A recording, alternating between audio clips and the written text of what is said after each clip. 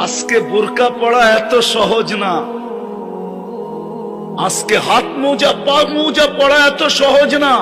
নিয়ে আসেন না এই জমানায় রাবেয়াকে কবর থেকে উঠায়া, আমি একটু চেহারা দেখি রাবেয়ার, সে আমাদের মা বোনদের মতো হাত মোজা পা মোজা পড়া এরকম পর্দার সাথে চলতে পারে কিনা। কেননা রাবেয়ার জমানায় সহযোগিতা ছিল দিনের উপরে চলা, এখন তো কোনো সহযোগিতাই নাই। আল্লাহ রসুল বলছে, সাহাবারা জিজ্ঞাসা করছে, আল্লাহ রসুল বলছে তোমরা হকের উপরে চলার জন্য সহযোগিতা পাইতেছ, জিবরিলকে আসতে দেখতেছ, যাইতে দেখতেছ, কোরআন নাজেল হইতে দেখতেছ, আমি তোমাদের মাঝে আছি। এক জমানা আসবে তোমাদের আমল একটা করবে, তোমাদের চেয়ে 50 গুণ বেশি সওয়াব পাবে।